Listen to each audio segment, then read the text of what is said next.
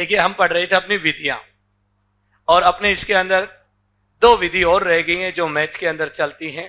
अगली विधि लिखिए अपने इसमें, पर्यवेक्षित अध्ययन विधि।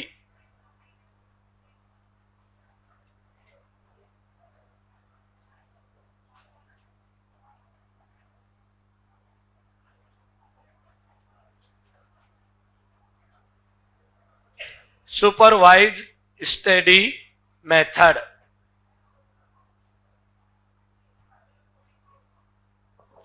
और इसे देखिए निर्देशित अध्ययन विधि भी कहते हैं।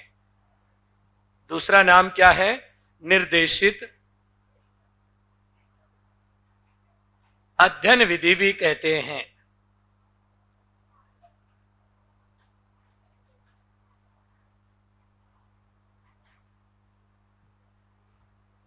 और इसके प्रतिपादक डेजी मॉरविल या जनक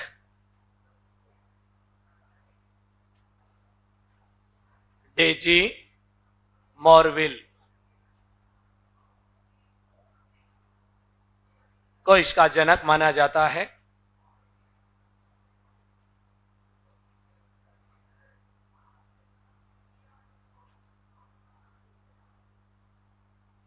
दूसरा नाम निर्देशित अध्ययन विधि, जनक डेजी मॉरविल। आप देखिए पर्यवेक्षित, सुपरविजन,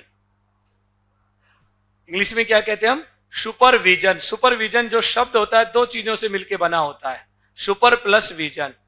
सुपर का मतलब होता है अलौकिक, दिव्य भी कहते हैं हम, और विजन का मतलब होता है दृष्टि, दिव्य दृष्टि एक तरह से।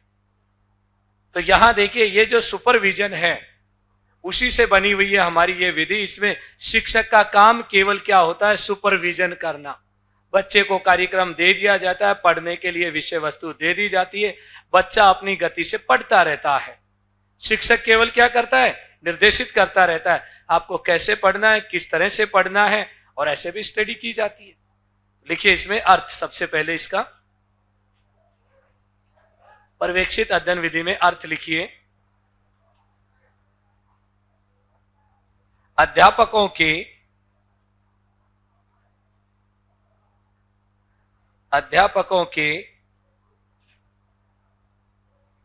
निरीक्षण,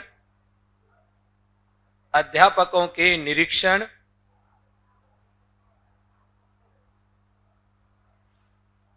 कोमा निर्देशन एवं पर्यवेक्षण में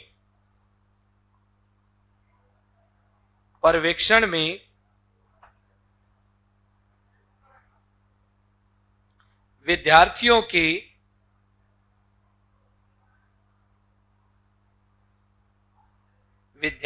के द्वारा किया जाने वाला अध्ययन, विद्यार्थियों के स्वयं के द्वारा किया जाने वाला अध्ययन,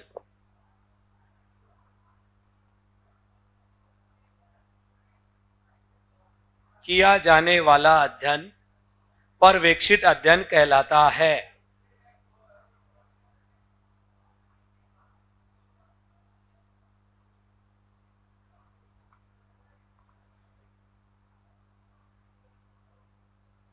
कई विद्वान इसे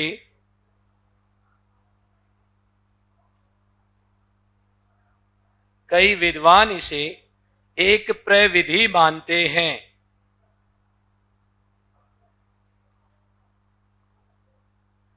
एक प्रविधि मानते हैं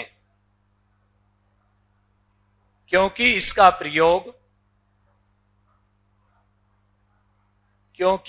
प्रयोग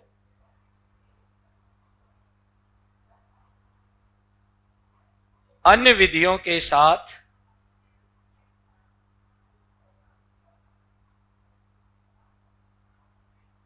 किया जाता है।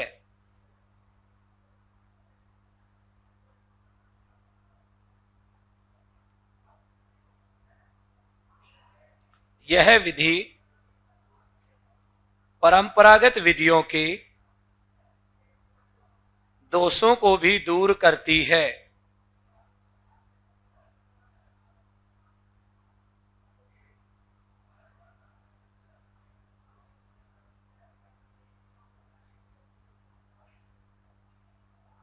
इसकी एक फेमस परिभाषा भी है, बाइनिंग एंड बाइंडिंग के अनुसार।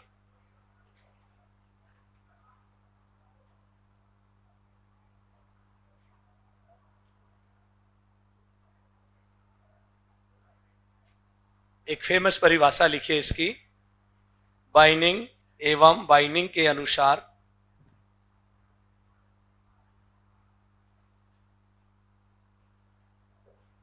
पर्यवेक्षित अध्ययन से हमारा अभिप्राय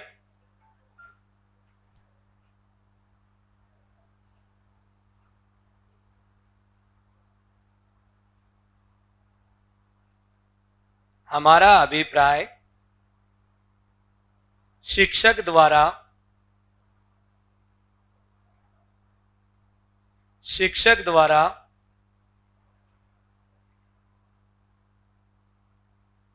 विद्यार्थियों के उस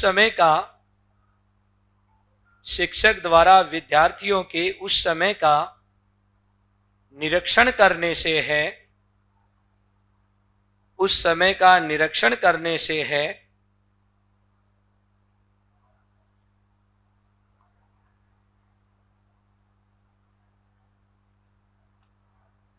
जब वह अपनी मेज या डेस्क पर कार्य करते हैं। अपनी मेज या डेस्क पर कार्य करते हैं।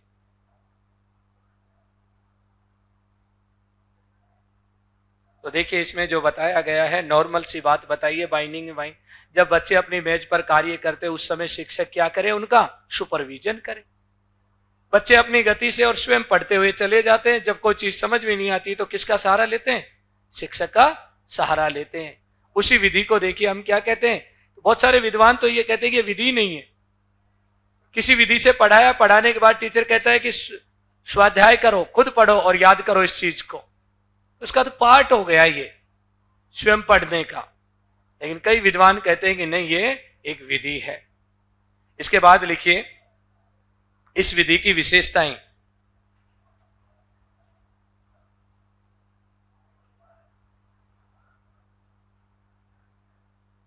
लिखिए नंबर 1, इसमें विषय वस्तु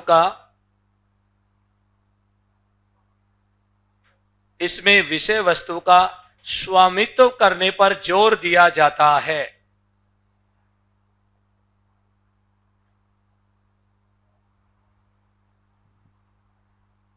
यानी बच्चा जब तक पढ़ता रहता है जब तक वो विषय वस्तु उसको याद नहीं हो जाए अच्छे से।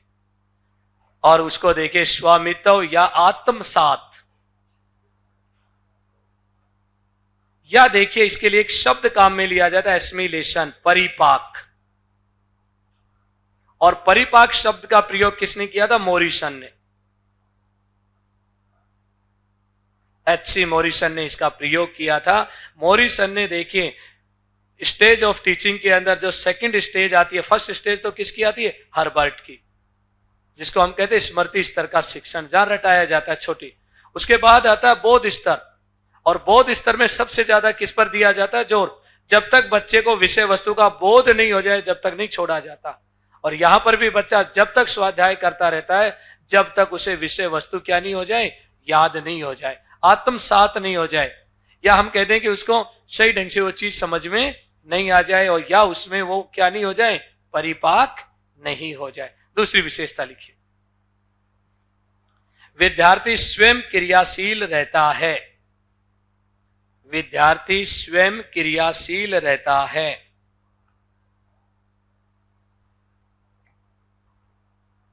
और अपनी गति से अध्ययन करता है।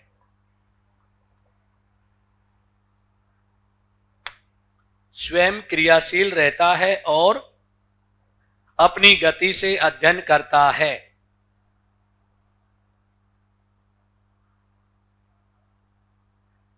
अर्थात स्वाध्याय पर बल दिया जाता है। अर्थात स्वाध्याय पर बल दिया जाता है।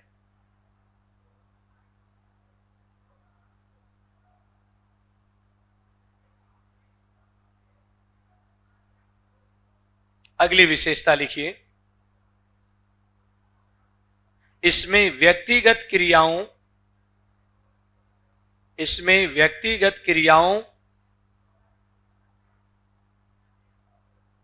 को प्रधानता दी जाती है। इसमें व्यक्तिगत क्रियाओं को प्रधानता दी जाती है।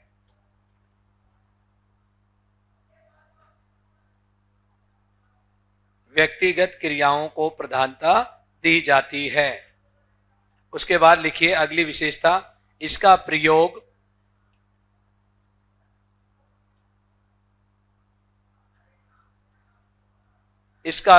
सभी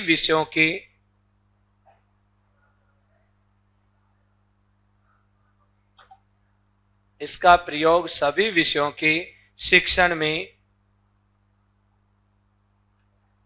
किया जाता है। सभी विषयों के शिक्षण में किया जाता है।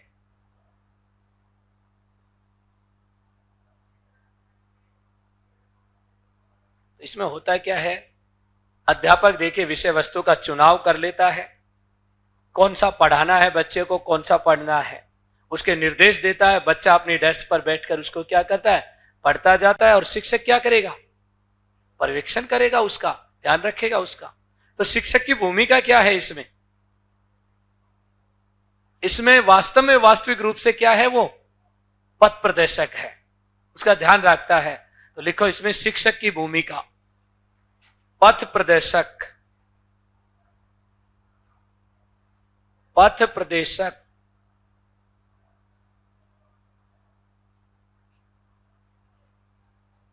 शिक्षक की भूमिका पथ प्रदर्शक, कोमा लगाइए, निरीक्षणकर्ता,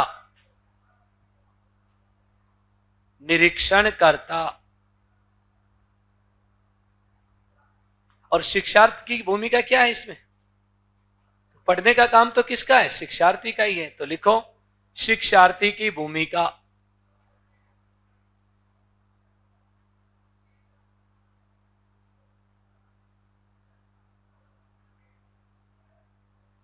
शिक्षार्थी स्वयं अध्ययन करता है। शिक्षार्थी स्वयं अध्ययन करता है, अर्थात सक्रिय भूमिका,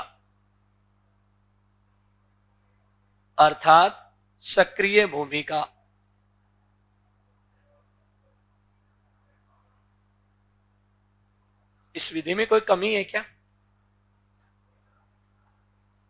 छोटे बच्चे पढ़ सकते हैं क्या, स्वाध्याय कर सकते हैं क्या? क्योंकि टीचर ने तो कुछ किया ही नहीं इस विधि में। बच्चा अपने खुद की किताब ली और अपने पढ़ना शुरू कर दिया।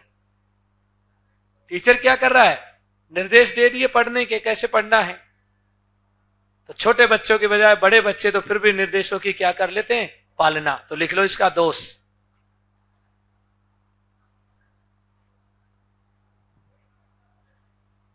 छोटी कक्षाओं के लिए उपयोगी नहीं।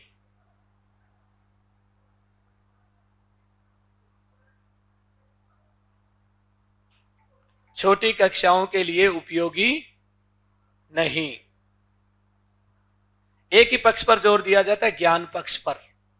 किस पर जोर देते हैं इसमें, केवल पढ़ने पर। और पढ़ने में किसकी प्राप्ति होती है, ज्ञान की प्राप्ति। ना तो भावात्मक होती है और ना कोई क्रियात्मक चीजें होती हैं इसमें। तो लिखिए केवल ज्ञानात्मक पक्ष पर बल दिया जाता है, केवल ज्ञानात्मक पक्ष पर बल दिया जाता है।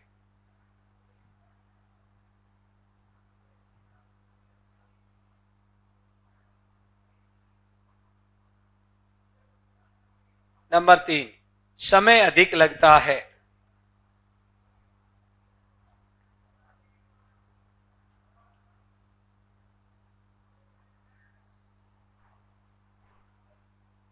गणित के लिए एक महत्वपूर्ण विधि और विश्लेषण संश्लेषण।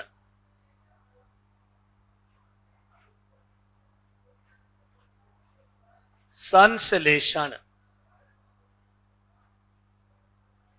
विधि,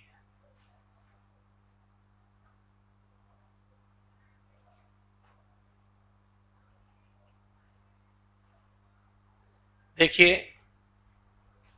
दो शब्द हैं, दोनों को एक साथ काम में लेकर पढ़ा जाए तो एक विधि पूर्ण होती है।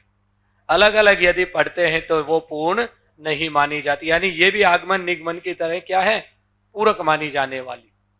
आपको पहचान करना है। विश्लेषण का मतलब तो क्या होता है, खोलना किसी चीज को, छोटे छोटे अंशों टुकड़ों में क्या करना, विभाजित करना। जैसे कोई भी चीज है हमारे पास, ये है, देखिए, इसको क्या करना, छोटे छोटे टुकड़ों में विभाजित करना, अंश या टुकड़ों में विभाजित करना। उसके बाद देखिए, संश्लेषण में क्या होता है, इसको वापिस ये बनाना, इसको जो छोटे छोटे टुकड़ों में बिखरी हुई चीजों को वापिस क्या बनाना। एक मैं एक एग्जांपल देता हूं, आप पहचानने की कोशिश करना। एक गेहूं की बोरी है, उस बोरी में से आपने हाथ डाला, मुट्ठी भर गेहूं निकाला और आपने उस बोरी का आकलन कर लिया उस मुट्ठी भर गेहूं से, इसमें किस प्रकार के गेहूं है। तो बताओ वो विश्लेषण है या संश्लेषण है। वो मुट्ठी भर गेहूं विश्लेषण की प्रक्रिया है या संश्लेषण। देखिए, ये पूरी बोरी थी, इस बोरी में से 2 गेहूं के दाने निकाले हमने। वो जो हमने अनाज निकाला एक मुट्ठी में, ये पूरी इस बोरी के अंदर जितने गेहूं उसका प्रतिनिधित्व करती है। उस पूरे गेहूं का क्या है, प्रतिनिधित्व। हम अंदाजा लगाते हैं सारे गेहूं ऐसे ही होंगे। इसलिए देखिए, इस पूरी चीज का छोटा सा सारांश निकालना और सारांश रूप में उस चीज को कहना क्या कहलाता है, संश्लेषण। इसलिए एक प्रोफेसर यंग का एक एग्जाम्पल आता है, सूखी घास की ढेरी में से एक सूखा तिनका लगाना, बाहर निकालना, उससे पता लगाना उस ढेरी में कैसे तिनके हैं। किसका एग्जाम्पल है वो, विश्लेषण का या संश्लेषण का। विश्लेषण वाले क्या करेंगे, पूरी ढेरी को फैला देंगे कि कहीं कोई अलग तो नहीं है उसमें से, और फिर फैला फैला के एक एक चीज को क्या करते हैं, चेक करते हैं। क्योंकि एक एक टुकड़े को खोलना और फिर उसका अध्ययन करना। और ये लोग एक संश्लेषण में क्या होता है, संपूर्ण का प्रतिनिधित्व करते हो। जैसे कोई बहुत बड़ी कहानी, हम कहते हैं तू सारांश बता दे जल्दी से, तो शॉर्ट में यदि बता देता है और सारे पक्ष उसमें समाहित हो जाते हैं, इसका मतलब वो क्या है, हमारा संश्लेषण। तो लिखो सबसे पहले अपने इसके अंदर नंबर 1, विश्लेषण विधि। विश्लेषण विधि,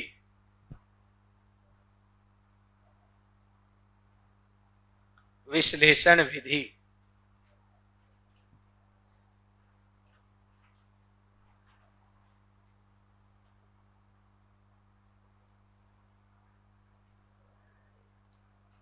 इसमें देखिए, सबसे पहले बच्चे को कोई ना कोई क्या दी जाती है, समस्या।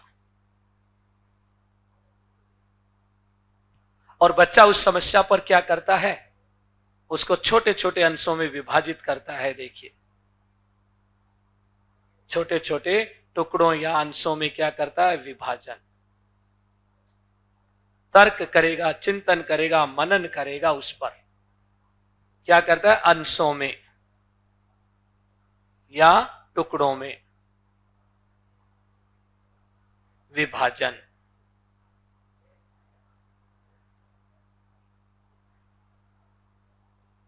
और उसके बाद फिर क्या निकालेगा, उस समस्या का हल। फिर समस्या को क्या करता है, सोल्व करता है। ये है इसकी प्रोसीजर। ये चीज हमें क्या है, ज्ञात है कि अज्ञात है। शुरुआत में चीज हमें ज्ञात है या अज्ञात है भाई, क्योंकि जब हम विश्लेषण करेंगे तब ज्ञात होगी। शुरू में तो कैसी होती हैं चीजें, अज्ञात, ज्ञात नहीं होती। क्या होती हैं, अज्ञात। तभी तो हम जानना चाह रहे हैं उसको छोटे छोटे टुकड़ों में। फिर क्या हो जाएगी, हल होते ही वो चीज हमें ज्ञात हो जाएगी। कौन से सूत्र का प्रयोग हुआ, अज्ञात से ज्ञात की ओर जाते हैं। कौन सी विधि में, विश्लेषण विधि में। तभी तो हम खोल खोल के रखते हैं चीजों को। अब इसका अर्थ वगैरह लिख लेंगे हम, ये हटा देना। अज्ञात नहीं, क्या होता है, ज्ञात। ना वो अज्ञात होता है, ज्ञात नहीं। और फिर छोटे छोटे टुकड़ों में बांटना और समस्या का क्या करना, हल। और समस्या का हल हमें क्या हो गया, ज्ञात हो गया। बना लो डायग्राम और फिर 2 लाइन लिख लीजिए इसमें।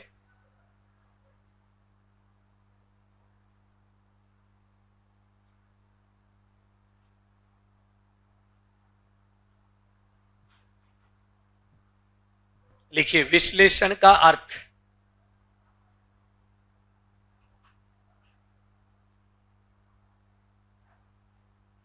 छोटे छोटे अंश या टुकड़ों में बांटने की प्रक्रिया। छोटे छोटे अंश या टुकड़ों में बांटने की प्रक्रिया।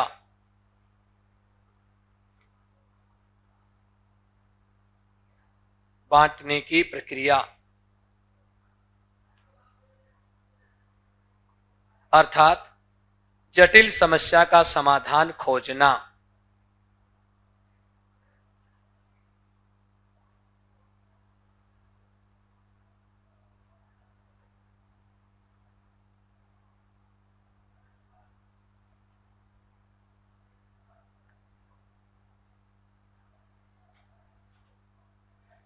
समस्या में क्या दिया हुआ है, आगे लिखो, समस्या में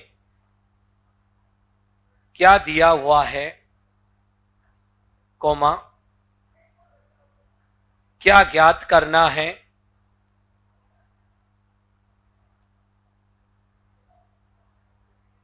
कोमा, कैसे ज्ञात करना है,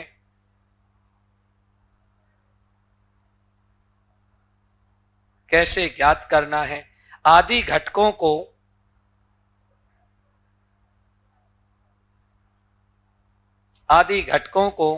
अलग अलग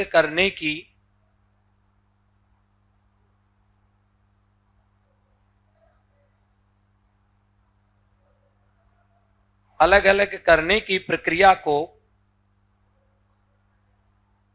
विश्लेषण विधि कहते हैं। विश्लेषण विधि कहते हैं।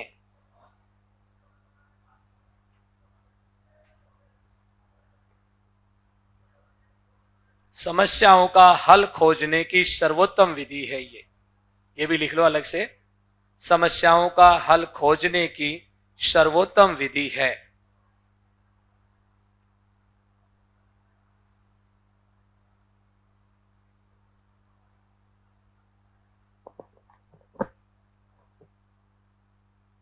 किस प्रकार के प्रश्नों को खोजते हैं, क्या और कैसे। तो ये देखिए हमारे पास दिया हुआ होता है गणित के अंदर, उसके आधार पर हम एनालिसिस करते हैं और अंत में उस समस्या का क्या करते हैं, हल निकाल लेते हैं। तो ये जो दिया हुआ है ये चीजें हमारे लिए जटिल होती हैं, बाद में जब हल निकाल लेते हैं वही चीजें हमारे लिए क्या बन जाती हैं, सरल बन जाती है। तो एक सूत्र और बन जाता है, जटिल से सरल की ओर, अज्ञात से ज्ञात की ओर। और यहां हम क्या करते हैं, इसके अंदर देखिए मानसिक क्रियाएं करते हैं हम, मानसिक क्रिया। और उनके मानसिक क्रियाएं क्या है, जैसे तर्क, चिंतन या सूझबूझ, इनके आधार पर हम क्या करते हैं, इन्हें विश्लेषित करते हैं और फिर हमारी समस्या का क्या कर लेते हैं, हल। ये तो दिया हुआ होता है, यहां ज्ञात करते हैं और ज्ञात होते ही उसका क्या निकल गया, हल निकल गया। देखिए गणित के अंदर देखिए कई बार प्रमेय वगैरह को हम सिद्ध करते हैं तो कैसे करते हैं, ये चीजें तो दी हुई है, लिखते हैं कि नहीं लिखते, उसके बाद पूरी प्रोसीजर अपनाते हैं और अंत में उस चीज को क्या कर देते हैं, सिद्ध कर देते हैं हम। तो लिखिए इसके अंदर शिक्षण के सूत्र,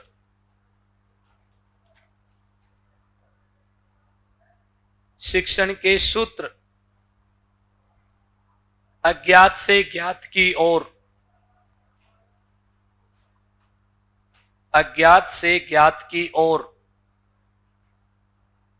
दूसरा सूत्र जटिल से सरल की ओर।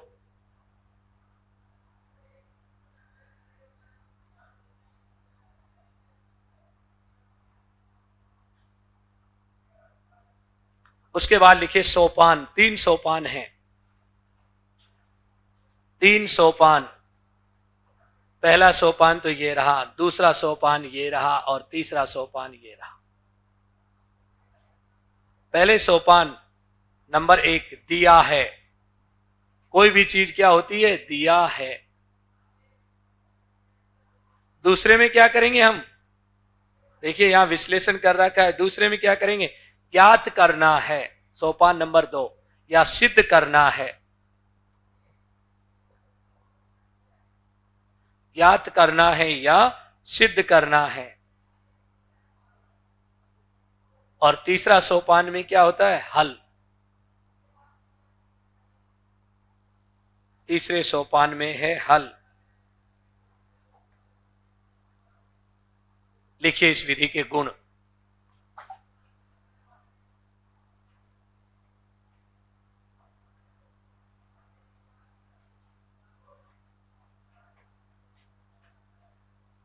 यह विधि ज्ञान को स्थायी करती है।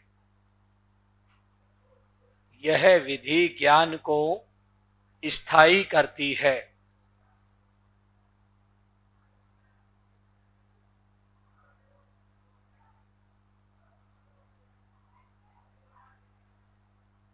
नंबर 2,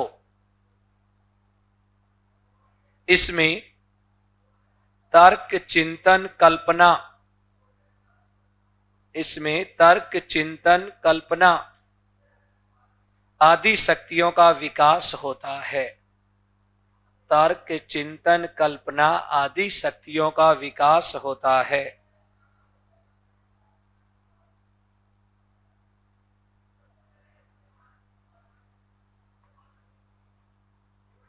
अगला लिखिए, इसमें खोज की भावना का विकास होता है।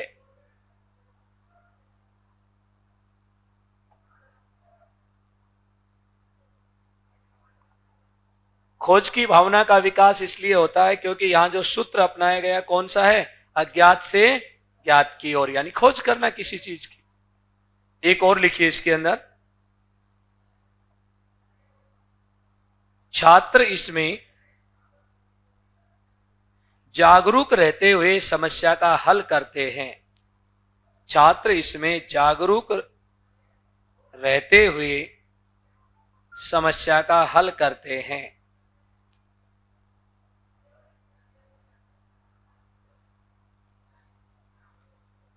इस विधि का दोष, हर बार देखिए आप हर चीज को ऐसे देखेंगे 3 पक्षों में बांट के, तो समय ज्यादा लगेगा, एक लंबी प्रोसीजर हो जाएगी, आप समय अधिक लगेगा और श्रम भी अधिक लगेगा। ये इसकी क्या होगी? कमी होगी। दोष देखिए, श्रम व समय अधिक लगता है। श्रम व समय अधिक लगता है।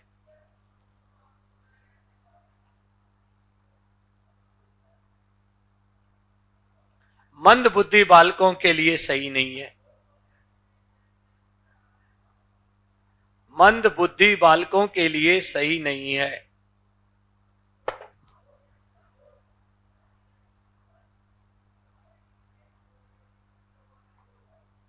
और लिखिए इसके बाद, ये तो देखिए नॉर्मल बात है, पाठ्य पुस्तकों का अभाव है, शिक्षकों प्रशिक्षित नहीं होते हैं और एक ही विधि से पढ़ाना सही नहीं होता है। उसके बाद लिखिए, सभी प्रश्न समस्यात्मक नहीं होते हैं। सभी प्रश्न समस्यात्मक नहीं होते हैं।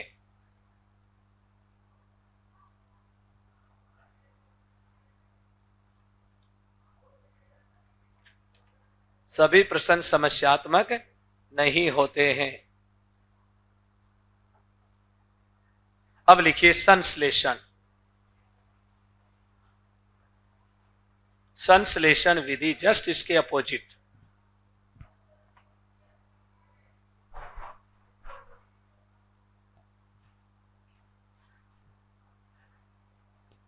लिखो इसमें, विश्लेषण विधि के विपरीत।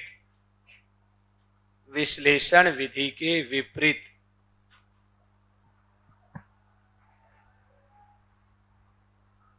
विश्लेषण विधि के विपरीत। संश्लेषण का अर्थ,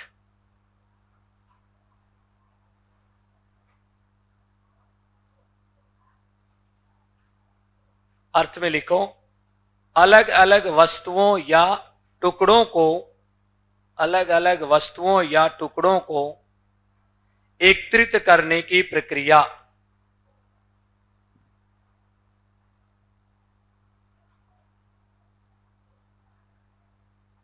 एकत्रित करने की प्रक्रिया।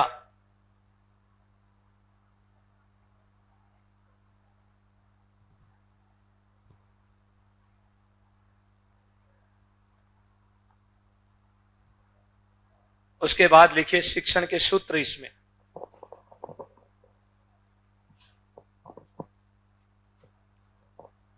क्या हो जाएंगे? उल्टा हो जाएगा इसमें, ज्ञात से अज्ञात की ओर। सूत्र लिखिए, ज्ञात से अज्ञात की ओर। दूसरा लिखिए, सरल से जटिल की ओर।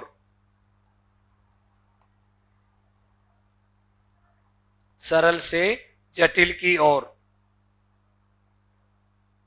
प्रत्यक्ष से प्रमाण की ओर।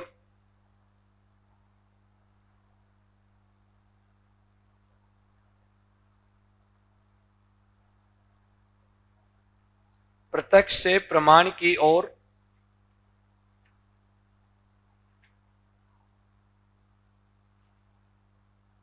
अब लिखिए आप, प्रोफेसर यंग के अनुसार, प्रोफेसर यंग के अनुसार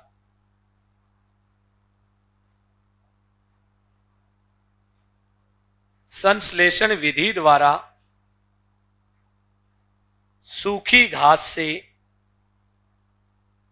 तिनका निकाला जाता है।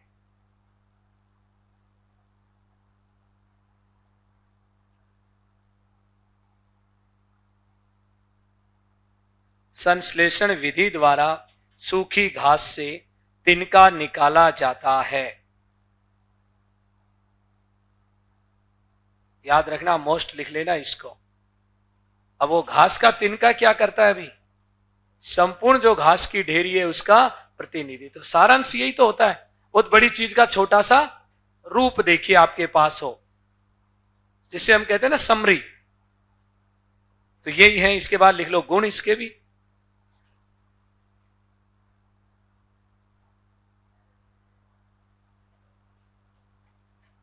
यह विधि संक्षिप्त व सरल होती है। संक्षिप्त व सरल।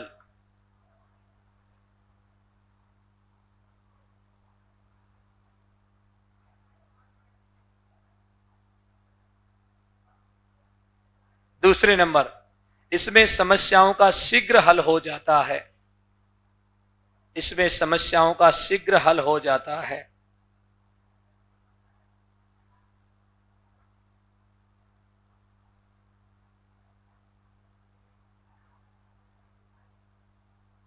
यह पाठ्य पुस्तक पर आधारित है।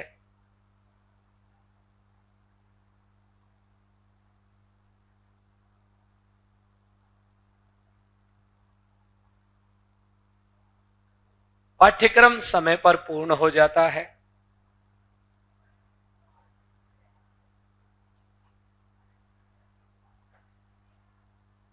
पाठ्यक्रम समय पर पूर्ण हो जाता है।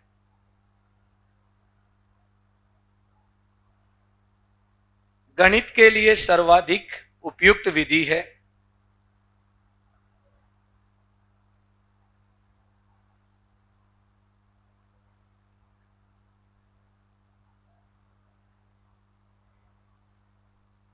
रेखा गणित की समस्याओं का समाधान, रेखा गणित की समस्याओं का समाधान इसी विधि से किया जाता है।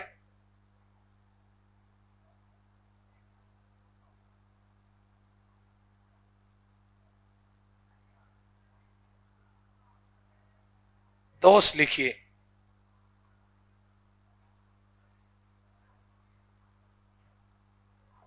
दोष लिखिए, अमनोवैज्ञानिक विधि। अमनोवैज्ञानिक विधि। क्योंकि यह रटने पर जोर देती है। अब देखिए अपने इसके अंदर एक दे रखा है गणित का अन्य विज्ञानों से सह संबंध। छोटा सा एक सवाल आता है तो सबसे पहले हम बात करते हैं सह संबंध की।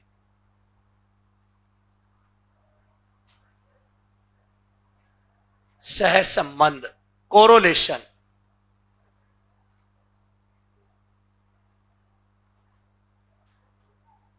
कोरोलेशन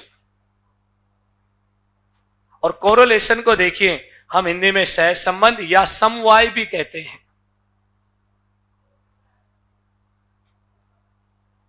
और समवाय की अवधारणा का जो जनक है JF हर्बार्ट को माना जाता है। किसको माना जाता है? JF Herbart, John Friedrich Herbart. कहां के रहने वाले थे? जर्मन शिक्षा शास्त्री। इनको देखिए किसका जनक माना जाता है? सह संबंध, कोरोलेशन या समवाय का जनक माना जाता है। इन्होंने कहा था विषयों को देखिए एक विषय को दूसरे विषय से संबंधित करके पढ़ाना चाहिए और उसी को क्या कहा जाता है? कोरोलेशन।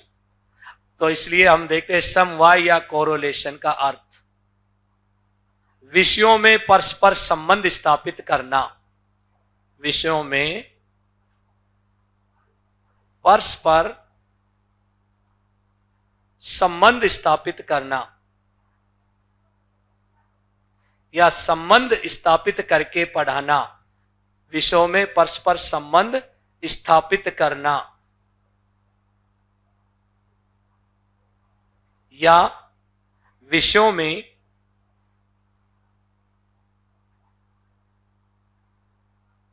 विषयों को संबंध स्थापित करके पढ़ाना। स्थापित करके पढ़ाना।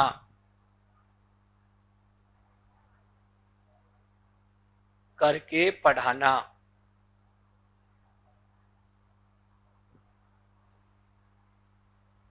क्या कहलाता है? कोरोलेशन। एक बहुत अच्छी डेफिनेशन है बर्नार्ड की। बर्नार्ड के अनुसार कोरोलेशन पर आधारित एक डेफिनेशन, बर्नार्ड की परिभाषा।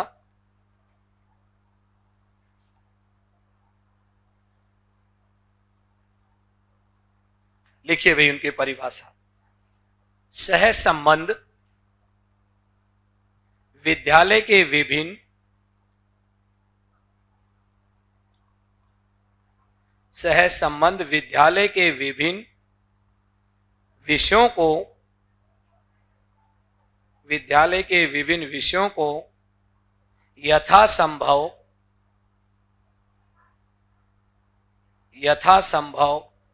एक दूसरे से संबंधित करने का प्रयास करता है। एक दूसरे से संबंधित करने का प्रयास करता है।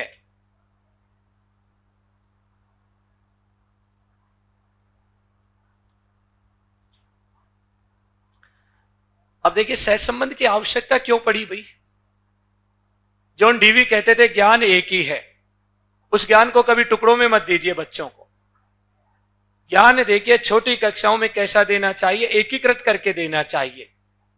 टुकड़ों में देने से बच्चा समझ ही नहीं पाता उस ज्ञान को। जब ज्ञान एक है तो मस्तिष्क भी एक ही है, वो भी अविभाज्य है। इसलिए ज्ञान एक है, ज्ञान अखंड है और मस्तिष्क एक है। तो बच्चों को कैसे देना चाहिए? कोरोलेट करके ज्ञान देना चाहिए, एक विषय को दूसरे विषय से परस्पर जोड़ के। अब विषयों को देखिए 3 तरह से जोड़ा जाता है कोरोलेशन के टाइप। विषयों के अंदर जो सहसंबंध पाया जाता है कितने प्रकार का पाया जाता है? 3 प्रकार का। हेडिंग डालिए, विषयों के मध्य सहसंबंध का प्रकार। सहसंबंध का प्रकार 3 प्रकार का दे रखा है देखिए अपने गणित के अंदर, और ये कई बार आया हुआ सवाल भी है आपके। सह संबंध के प्रकार। सबसे पहले दे रखा है यूनी लेटरल कोरोलेशन। 1 मिनट और रुक जाओ भाई। कोरोलेशन,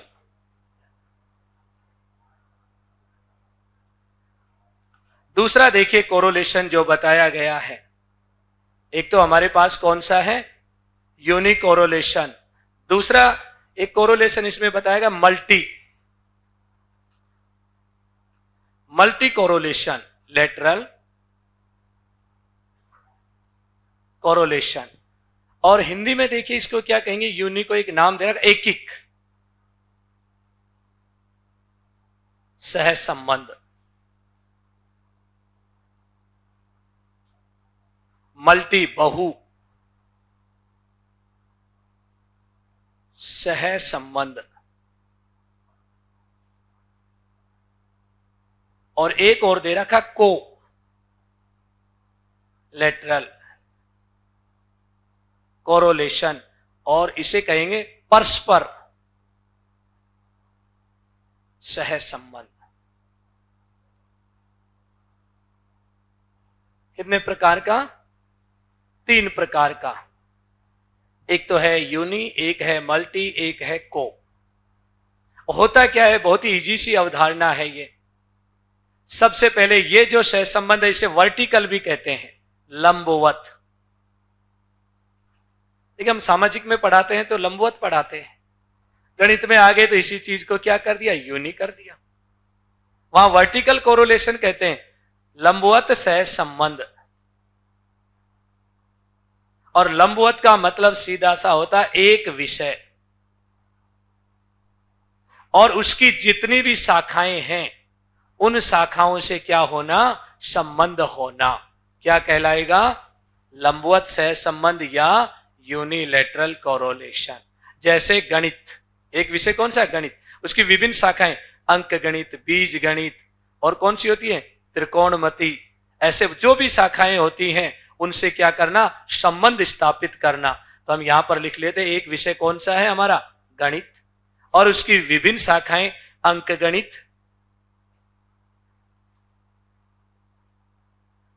और रेखा गणित जैसे, और भी बहुत सारी शाखाएं। तो यानी इसको इस तरह से बनाते हैं, इसलिए वर्टिकल है, सबसे ऊपर बड़ा और उससे छोटे पार्ट, इसलिए संबंध कैसा है, वर्टिकल। दूसरा आता है मल्टी। मल्टी का अर्थ होता है हॉरिजेंटल। हॉरिजेंटल संबंध किसमें होगा, बराबर वालों में, इसलिए हम इसको कहते हैं क्षैतिज, क्षैतिज सह संबंध।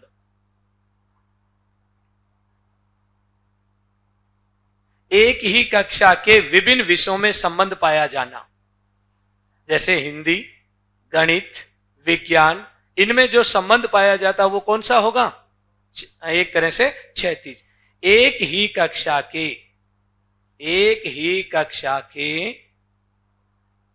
विभिन्न विषयों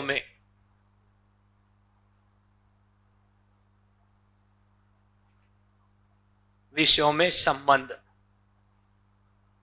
यानी उनको जोड़ के पढ़ाना। जैसे कक्षा 6 कौन कौन से सब्जेक्ट, विज्ञान,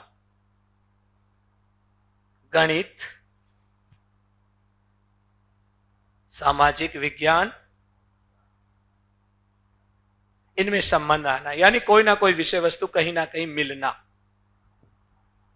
और एक बच गया परस्पर, कोलैटरल, एक ही विषय के विभिन्न अवधारणाओं में संबंध होना।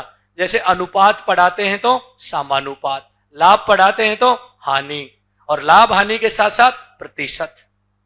तो एक ही जो टॉपिक है उसकी यानी परस्पर संबंध होना, दूसरी अवधारणा से जोड़ना, वो क्या कहलाता हमारा, परस्पर सह संबंध।